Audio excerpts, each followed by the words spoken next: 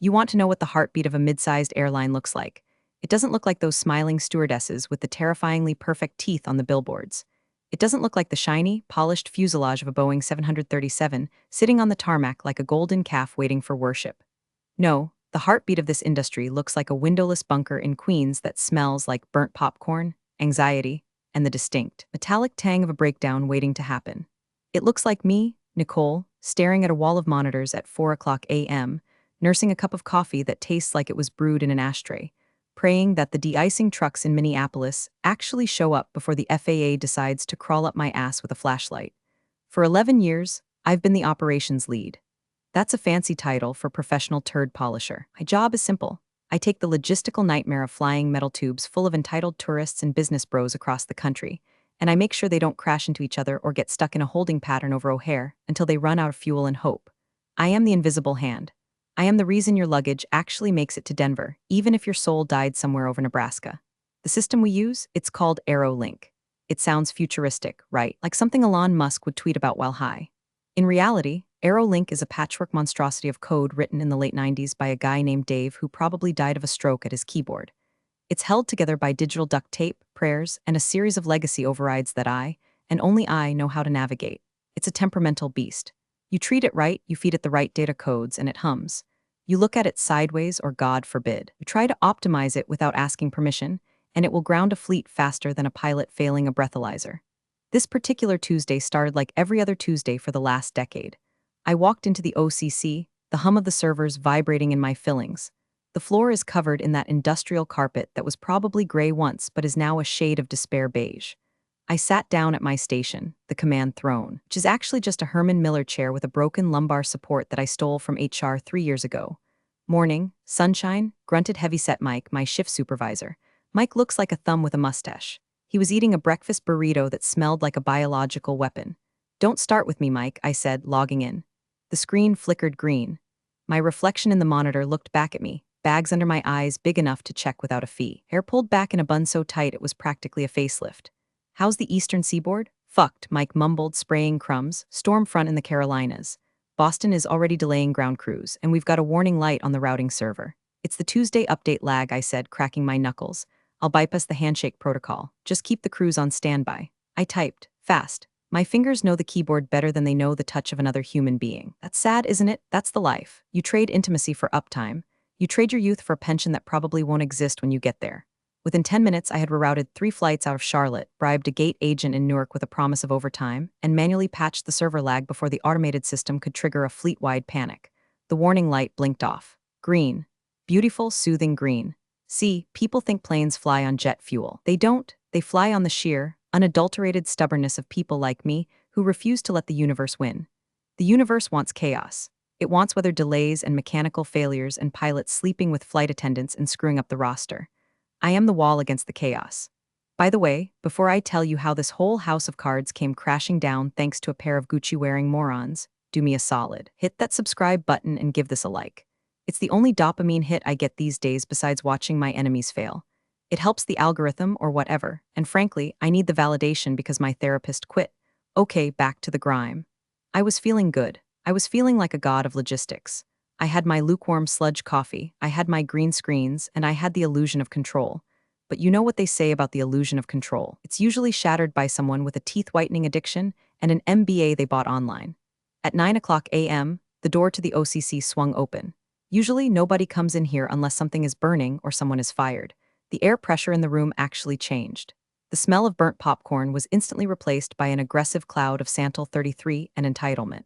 I spun my chair around, standing there, looking like they just wandered off the set of a reality show about people who have never cleaned a toilet, were Blake and Courtney. Blake is the owner's son. He's 32, has the jawline of a superhero and the business acumen of a ham sandwich. He spent the last 5 years on a spiritual sabbatical in Bali, which I assume is code for doing coke off a surfboard. Now, he was back, wearing a suit that cost more than my annual rent, the title that meant nothing, Chief Strategy Officer, and clinging to his arm like a barnacle with a blowout was Courtney. Courtney was a lot. She was a former lifestyle influencer turned operations enthusiast. She had eyes that were dead inside but surrounded by perfect lashes, and she was holding a tablet like it was the 10 Commandments. Nicole, Blake boomed, flashing a smile that was all veneers and no warmth. Just the lady we wanted to see. My stomach dropped. It was the same feeling you get when you hear a weird grinding noise in your car's transmission miles from civilization.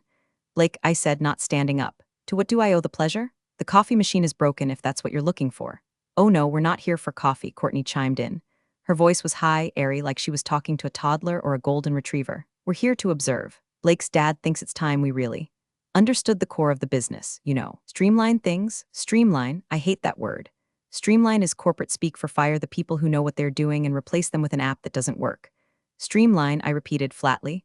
Well, right now I'm streamlining a 747 around a thunderstorm in Atlanta so 300 people don't die. So observe away. Just don't touch anything. Blake laughed. It was a dry, hollow sound. Always a firecracker, Nicole. That's what Dad loves about you, the grit, but we're thinking, maybe we can modernize that grit, make it scalable. He walked over to my bank of monitors, reaching out a manicured hand toward the screen displaying the raw code of the Aero Link roster. Don't, I snapped. He froze. Relax, Nicole, it's just data. It's not data, Blake, it's a live artery. You touch that screen, you might accidentally cancel a fuel order in Detroit. You want to explain to a plane full of angry passengers why they're stuck on the tarmac smelling the lavatory for 4 hours? He pulled his hand back, but his eyes narrowed. For a second, the mask slipped. The chill Bali bro vanished, and I saw the petulant prince who's never been told no in his life. We have a meeting at noon, Blake said, his voice dropping an octave. Boardroom, be there. We need to discuss the future. I'm busy keeping the present alive, Blake. It wasn't a request, Nicole. They turned and left, trailing their cloud of expensive perfume. The door clicked shut. The silence that followed was heavy. Mike looked at me over his burrito. That felt ominous. Yeah, I said, turning back to my screens. The green code blurred for a second. That felt like the beginning of the end, Mike. Better check your LinkedIn. I didn't know it then, but I was right. The storm in the Carolinas was nothing compared to the shitstorm that had just walked out the door. I walked into the boardroom at noon sharp. The room was mostly glass, overlooking the hangar. It was a cruel architectural joke. The suits could look down at the mechanics busting their knuckles and sweating grease while sipping their sparkling water. It was like a zoo exhibit for the working class. The founder, Old Man Henderson, wasn't there. That was the first red flag. Henderson was a dinosaur, a man who built this airline with a single Piper Cub and a lot of questionable loans in the 70s. He shouted, he drank scotch at 10 a.m., but he respected the hustle. If Henderson was absent, it meant the asylum was officially being run by the inmates. Blake sat at the head of the table. Courtney was to his right, typing furiously on her tablet, probably updating her girl boss Pinterest board. The rest of the table was filled with the terrified faces of middle management, people who had mortgages and kids with braces and were currently calculating how long their severance would last. Okay, team, let's pivot, Blake announced as I sat down. He didn't even look up. We've been analyzing the metrics with Courtney's new insights. Courtney's insights. I almost choked on my own spit. Courtney's last job was marketing a detox tea that made people shit their pants in public. Now she was analyzing aviation logistics. So Courtney started, standing up and dimming the lights. A PowerPoint projected onto the wall. The first slide just said vibe shift in neon pink font. I wish I was joking. I really do. We feel that the airline is too reactive, Courtney said, gesturing vaguely. Ops is always putting out fires. We want to be proactive. We want to use AI to predict the fires before they happen. That's called weather forecasting, I said from the back. We already do that. It's on Channel 4. A few nervous titters from the accounting guys. Blake glared at me. Funny, Nicole, but we're talking about structural productivity. For example, she clicked to the next slide. It showed a map of our hub in Chicago. Why do we have so many redundant routes to Milwaukee? It seems wasteful. The algorithm says we can cut 40% of those flights and just use larger planes on a consolidated schedule. I leaned forward. The rage was starting to bubble up in my chest, hot and acidic like heartburn. Courtney, I said, keeping my voice dangerously low. We fly the CRJ-200s to Milwaukee because the runway at the secondary airport can't handle the weight of the larger 737s. If you consolidate to big planes, you have to fly into the main hub, which has a landing fee that is 3 times higher. You will lose $2 million a month in fees alone. Also, the CRJs are for business commuters. They need frequency, not capacity. You cut the frequency, they switch to Delta. Silence, the kind of silence where you can hear the air conditioning wheezing. Courtney blinked. She looked at Blake. Blake looked at the table. Well, Blake said, clearing his throat, that's just legacy thinking. You can negotiate the fees. I know a guy. You know a guy who controls the Chicago Port Authority? I asked. Is his name God? Because that's who sets the rates. Enough, Blake snapped. The point is the ops department is bloated. We have too many people monitoring systems that should be automated. We're paying for expertise we don't need. He looked directly at me then. We're going to implement a new dashboard. Salesforce integration. It's going to visualize the data so anyone can run ops. We won't need specialists hoarding information. I saw what this was. This wasn't about efficiency. This was about ego. They looked at me, a 45-year-old woman in a polyester company polo, smelling like stale coffee, and they saw a relic. They saw a glitch in their sleek, modern matrix. They hated that I knew where the bodies were buried. They hated that they needed me. So they decided they didn't. For the next 2 weeks, the vibe shift began. It was a massacre. They fired Jerry, the maintenance scheduler. Jerry had a limp and a bad attitude, but he could juggle parts inventory in his head. They replaced him with a scheduling bot that immediately ordered 400 airplane toilets and 0 brake pads. They cut the night shift at the help desk. Nobody flies at 3 a.m., Blake argued. Except for the cargo haulers that make up 30% of our revenue. You absolute walnut, I watched it all happen. I tried to fight. I sent emails. I printed reports. I highlighted the catastrophic risks in bright yellow marker. Response from Blake, thanks for the feedback, Nicole. Let's stay positive and trust the process. The smiley face, that passive-aggressive, soulless colon parenthesis, it was the digital equivalent of spitting in my face. Courtney started shadowing me. That meant she sat in my office, scrolling through TikTok, occasionally looking up to ask stupid questions. Why are there so many codes? Can't we just color code the flights? Pink for on time, red for late? Because Courtney, I gritted out, slamming a reroute command into the console. The codes tell us why it's late. Mechanical, crew, weather, AC. A red color doesn't tell me if I need a mechanic or a priest. You're so negative, she sighed, blowing a bubble with her gum. You really need to work on your energy. It's affecting the team culture. The team culture? The team was terrified. Everyone was walking on eggshells. The break room, once a loud, raucous place where we traded war stories and gambled on arrival times, was now silent as a morgue. I went home that Friday and drank a bottle of cheap Pinot Grigio straight from the bottle while watching infomercials for pressure washers. I felt dirty. Not the honest dirt of a hard day's work, but the slimy, spiritual grime of watching something you built get dismantled by children playing with matches. I knew they were coming for me next. I could feel it in my bones like a storm front. They couldn't fire me yet. I held the keys to the kingdom. The legacy override. The custom scripts I wrote that bridged the gap between the ancient mainframe and the modern web interface. If I left, the bridge would burn. But they didn't know that. They thought it was all just data. So, I made a decision. If they wanted to drive the car, I'd let them. But first, I was going to remove the steering wheel. There's a specific kind of calm that comes over you when you decide to let the world burn. It's not peace exactly. It's more like the silence in the eye of a hurricane. You know the destruction is coming, you know the roof is about to get ripped off, but for this one moment, you just stand there and watch the barometer drop. I stopped arguing. That was the first sign, but they were too stupid to see it. Monday morning meeting, I just nodded. We're cutting the turnaround time in Dallas to 20 minutes, Blake announced, looking for a fight. Old Nicole would have screamed. 20 minutes isn't enough time to deplane, clean, fuel, and board unless you're throwing passengers out the emergency exits while taxiing. New Nicole just sipped her coffee. Great initiative, Blake. Very bold. Courtney beamed. See, I told you she'd get on board. It's all about mindset. Mindset. Yeah, my mindset was currently focused on creating a localized apocalypse. I went back to my desk and started the digital house cleaning. See, over the years, I'd written about 4,000 lines of custom script to keep AeroLink functional. These weren't official updates. IT didn't even know about half of them. They were patches, workarounds, band-aids made of code. Example, when the crew roster system crashes, which it does every Thursday, my script automatically pulls the backup data from payroll so we don't lose the pilot assignments. Without that script, the system just displays error 404, pilot not found, and the planes sit there until someone manually calls 300 pilots. I didn't delete the scripts. That would be illegal. That would be sabotage. I'm not a criminal. I'm a professional. Instead, I simply centralized them. I moved all my custom operational protocols into a single, encrypted user directory on the local server. My user directory, the one that was tied to my active employee credentials. The logic was sound. These are my personal productivity tools. If I am employed, they run. If I am not employed, well, access is revoked. Security protocol, right? Can't have former employees accessing the system. I spent 3 days doing this. I worked late. Courtney stopped by once, seeing me furiously typing. Wow, burning the midnight oil? Love the hustle, she chirped.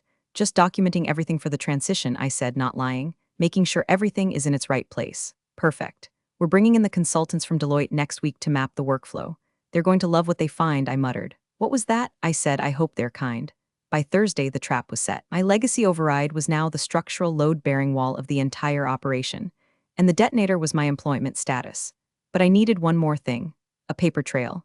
A SIA, cover your ass, document so thick it could stop a bullet. I dug up an old compliance agreement from 2014. It was a dusty PDF regarding intellectual property of custom tools. It basically said that any code written by an employee specifically for personal workflow optimization remained the responsibility of that employee to maintain, unless formally transferred to IT with a 60-day review period. It was a loophole meant to stop programmers from claiming ownership of the company website, but the wording was vague. Personal workflow optimization. My scripts were personal. They optimized my workflow. I printed it out. I signed it. I buried it in a stack of hiring onboarding documents I sent to HR for the new interns. Nobody reads that shit. It was filed away in the basement of bureaucracy. The atmosphere in the OCC was getting weird. The new hires Blake brought in were useless. They were kids in skinny jeans who thought logistics meant ordering Uber Eats.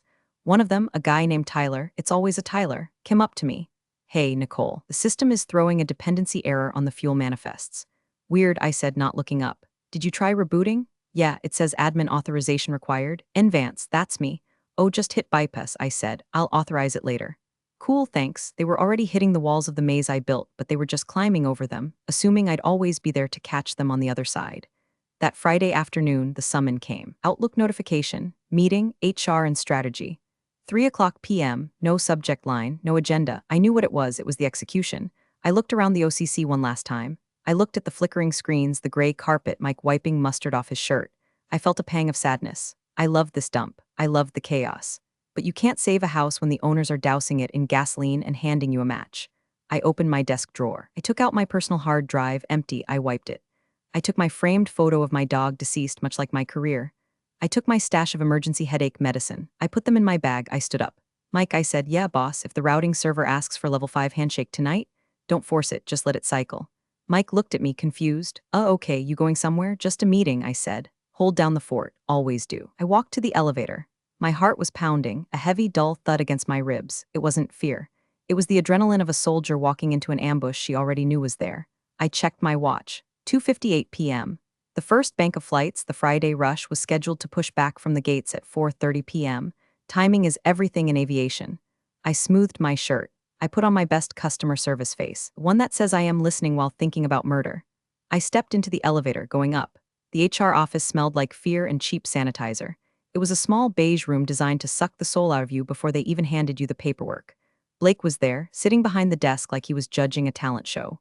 Courtney was next to him, looking aggressively sympathetic, practicing her sad pout face. And in the corner, the HR rep, a woman named Linda who looked like she wanted to be literally anywhere else on Earth, probably diving into a volcano. Have a seat, Nicole, Blake said, gesturing to the chair. The chair was lower than theirs. Classic power move. I remained standing. I prefer to stand, Blake.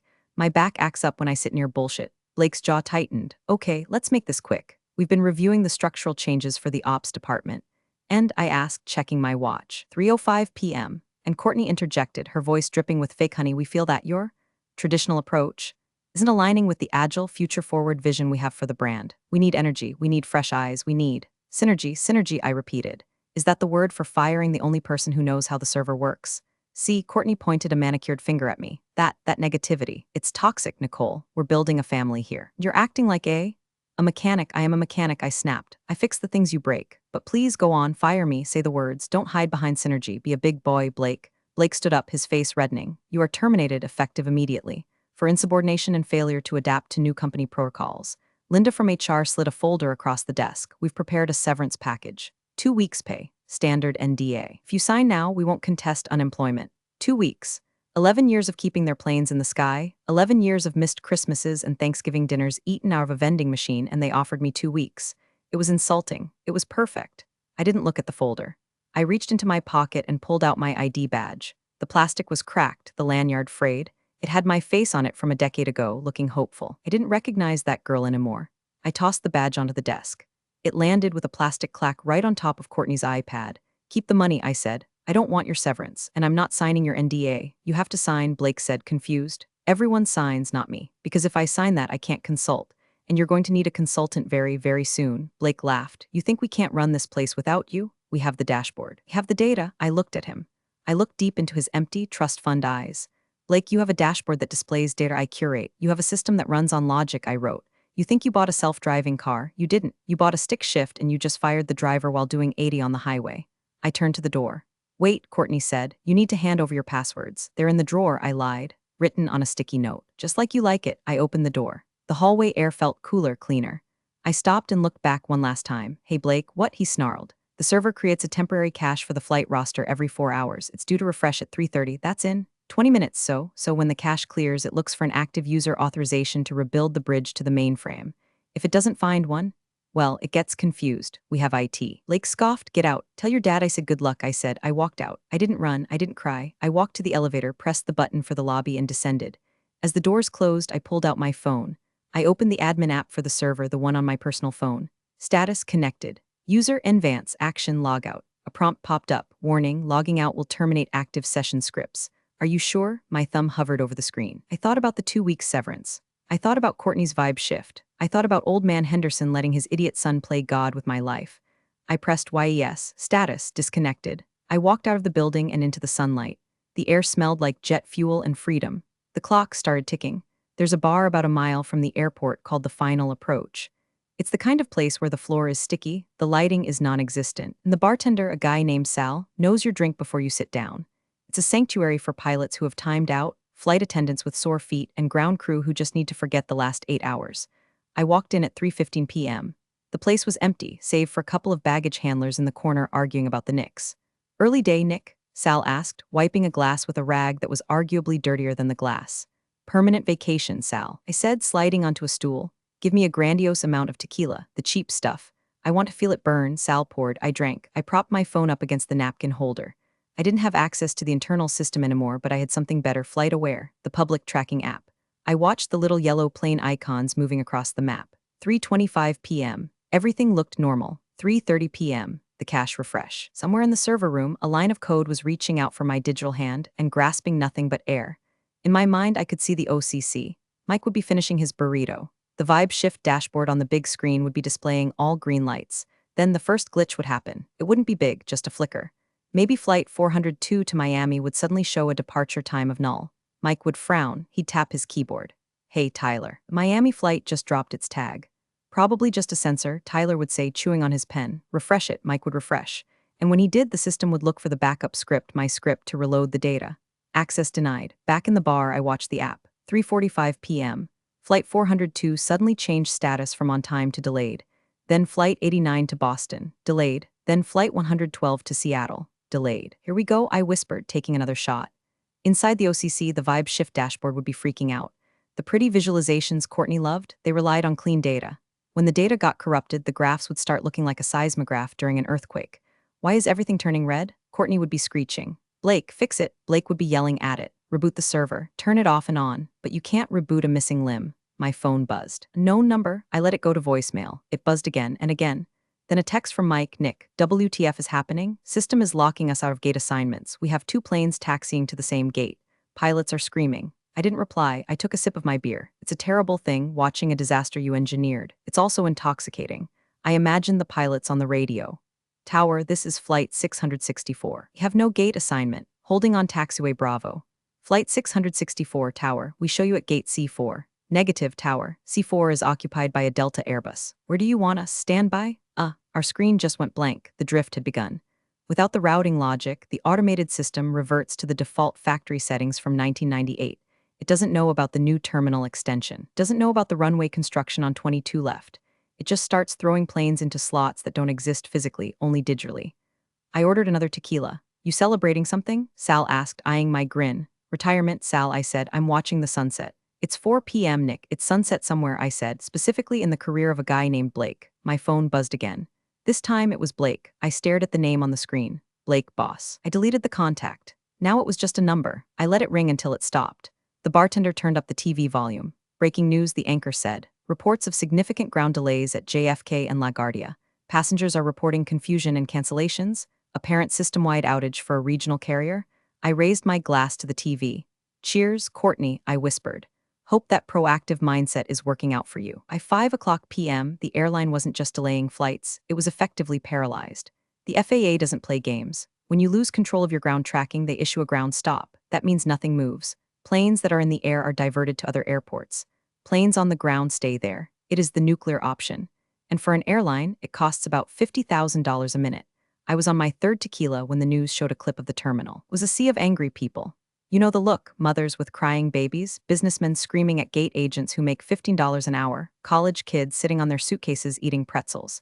It was Dante's Inferno with fluorescent lighting. Back at HQ, I imagined the scene was different. According to Mike, who was now live texting me the play-by-play like a war correspondent, old man Henderson had arrived. Henderson is 80 years old, walks with a cane that looks like a weapon, and possesses a temper that could peel paint off a wall. He didn't just walk into the boardroom, he stormed in. What in the unholy hell is going on? Henderson reportedly roared. Blake was sweating through his expensive suit. It's a glitch, Dad, a cyber attack, we're being hacked. It's not a hack, you moron, Henderson yelled. I just got off the phone with the FAA. They say our transponder codes are scrambling. Who is running ops? Courtney is, overseeing it, Blake stammered. Henderson looked at Courtney, who was currently crying into her detox tea. Where is Nicole? Henderson asked. The question that should have been asked 2 hours ago. We let her go, Blake whispered. You what? This is the part I love. The realization. The moment the coyote realizes he ran off the cliff. She wasn't a culture fit. Courtney wailed. She was negative. She was the only one who knew how to run the damn airline. Henderson screamed. Get her on the phone. She's not answering, Blake said. Then go to her house, drag her back here, but they couldn't because I wasn't home. I was at the final approach, eating stale peanuts and watching the carnage. But I had left them a little breadcrumb. See, I knew this day would come. I'm paranoid. I'm an ops manager. My job is to expect the worst-case scenario. On my desk, under a pile of manuals, I had left a sealed envelope. It wasn't hidden, but you had to actually look for it. It was labeled, in case of emergency, break glass or open envelope. Mike told me later that he found it. He handed it to Henderson. Henderson tore it open. Inside wasn't a password. It wasn't a key. It was a single sheet of paper. On it, I had printed the system architecture map, a spiderweb of lines connecting the servers to the dispatch software. In the middle, circled in red marker, was a node labeled User, nvance/personal script directory. And below that, a copy of the compliance agreement I signed back in 2014. The one that said personal tools are the responsibility of the employee. And a sticky note, Clause 4, Section B. Upon termination, all personal workflow optimizations are automatically purged from the active server to protect intellectual property and security. Liability for system dependencies on personal tools rests with the administrator who authorizes the termination. You trusted your son with the keys, Henderson, but I built the engine. Nick, Henderson, read it. His face apparently went from red to purple to a terrifying shade of white. He looked at Blake. You fired her, Henderson said, his voice quiet. The scary kind of quiet. And you didn't check for dependencies? She didn't tell us, Blake whined. It was her job to run the system. It was your job to know what the hell the system was. Henderson threw the paper at him. You just purged the operating system because you didn't like the wallpaper. Fix it. Henderson barked at the IT guys. We can't, the lead tech said, looking pale. The scripts are gone. They were tied to her user profile. When she logged out, poof, we have to rebuild the routing logic from scratch. How long? Weeks. Maybe months to get it fully automated again. We have to go manual. For modern airline, going manual is like trying to solve a Rubik's Cube while falling out of a plane. You have to use whiteboards, phones, and paper strips. It slows everything down by 80%. The airline was effectively dead in the water. And me? I ordered some mozzarella sticks. They were delicious. My phone started blowing up around 6:30 p.m. First, it was Blake again. 7 missed calls. Then a text, Nick, please pick up. We can work this out. We'll double the severance. Double the severance. 4 weeks pay. Wow, don't spend it all in one place. I blocked him. Then Courtney. Nicole, this is really unprofessional. People are suffering. You need to be the bigger person.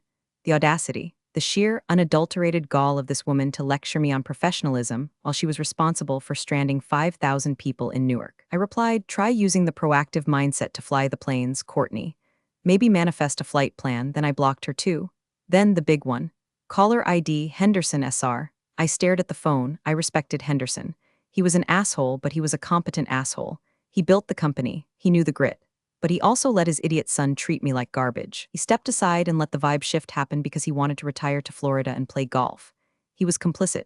I let it ring 3 times, then I picked up. Hello, Nicole. Henderson's voice sounded old, tired. It's a shit show down here, I noticed, I said. The news says you guys are breaking records for cancellations.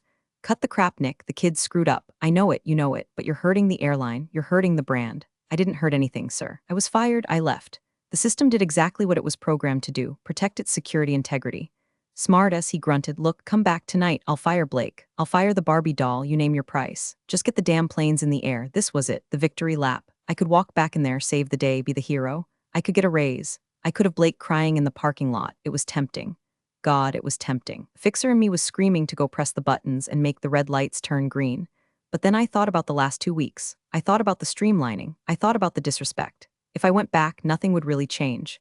Henderson would eventually die. Blake would eventually inherit the company again, and I'd just be the janitor cleaning up their mess until I dropped dead of a stress-induced stroke. I can't do that, sir, I said. Name your number, Nicole. 200K, 250. It's not about the number, I said, swirling my drink. It's about the liability. You see, if I come back now and fix it, I'm admitting that I sabotaged it. I'm admitting that the system was dependent on me in a way that was negligent. Lawyers would have a field day. I'll sign a waiver. No, I said firmly. The bridge is burned, Henderson. You let them light the match. You have to sit in the ashes. Nicole, please, he said. He sounded broken. I'm losing $10 million a day. You should have thought about that before you replaced your structural engineer with an influencer, I said. Goodbye, Mr. Henderson. I hung up. I felt a strange sensation in my chest. It wasn't guilt, it was lightness. For the first time in 11 years, the planes weren't my problem. I paid my tab. Sal looked at me with respect. You look different, Nick. I feel different, Sal. I feel streamlined. I took an Uber home. The driver was listening to the radio. Airline stocks plunging in after hours, trading as operations at Air Regional grind to a halt. I leaned back in the seat and closed my eyes. The silence was beautiful. Saturday morning, I slept in until 10 o'clock a.m. That hasn't happened since the Clinton administration. I made coffee, good coffee, from beans, not the powdered despair we had at the office. I sat on my porch and opened my laptop. My inbox was a disaster zone. 34 emails from Blake, 12 from HR, 3 from legal threatening to sue me. Good luck with that. I had the compliance doc. I marked them all as spam. Then I opened LinkedIn. I changed my status from operations lead at Air Regional to independent aviation systems architect. I made a post. Just a simple text post, available for immediate consultation regarding legacy system integration, crisis management, and crew routing logic. Proven track record of maintaining 99.8% uptime. Unlike some, I understand that cloud computing doesn't mean actual clouds. Within 10 minutes, I had 5 DMs. Recruiters are like sharks, they smell blood in the water. But one message stood out. It was from David Chen. David is the VP of Operations at Transcontinental, our biggest rival. They fly the same routes, use the same airports, but they charge $50 more a ticket because they pretend to be fancy. Message, Nicole, saw the news. Assuming the meltdown at AR is related to your availability, we've been trying to crack their routing efficiency for years. If you're free, I'd love to buy you lunch. Today, name the place. I smiled. Transcontinental had been trying to poach me for years, but I was loyal. I was stupidly, blindly loyal to Henderson. Loyalty is a currency that depreciates the longer you hold it. I replied, Steakhouse on 5th, noon, bring a contract. I showed up wearing a blazer and jeans. David was already there, looking like a man who just won the lottery. Nicole, he said, shaking my hand, you look rested. Unemployment suits me, I said. We ordered steaks. We skipped the small talk, so David said, cutting into his ribeye. What happened? I fired the pilot and tried to fly the plane with an iPad, I said. David laughed. Classic, Blake and the fiancé. Ouch, well, their losses? Frankly, a catastrophic gain for anyone else. Look, Nicole, we know you built their routing logic. We know it's better than ours. We want you to come build it for us. I can't give you their code, I said. That's IP. I don't want their code, David said. I want your brain. I want you to look at our system and tell us how to make it flow like yours did. We'll pay you a retainer, consultant basis. You set your hours, you work from home. He slid a piece of paper across the table. The number on it made my eyebrows hit my hairline. It was triple my salary at Air Regional. Triple. And David added, we have a strict no nepotism policy in ops. No sons, no fiancés, just engineers. I looked at the contract, looked at the number. I thought about Blake sweating in the boardroom trying to figure out why the planes wouldn't move. I picked up the pen. One condition, I said, name it. I want full autonomy. If I say a system needs to be fixed, it gets fixed. No committees, no vibe shifts. Done, David said. I signed.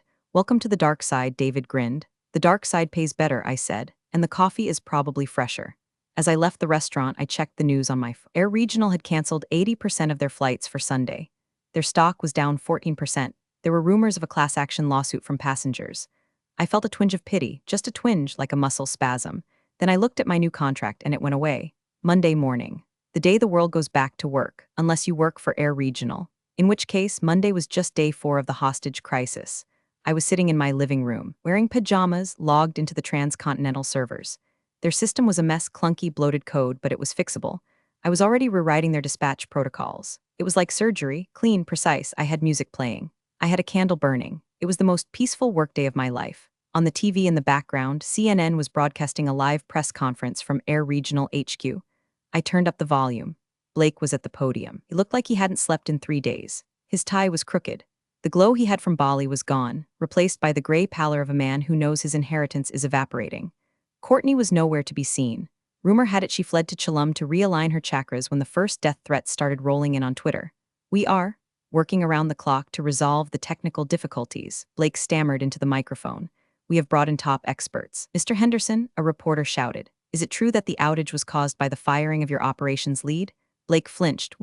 That is an internal personnel matter. We are moving forward with a new, robust system. Robust, the reporter pressed. You have planes stranded in Des Moines with rotting seafood in the cargo holds.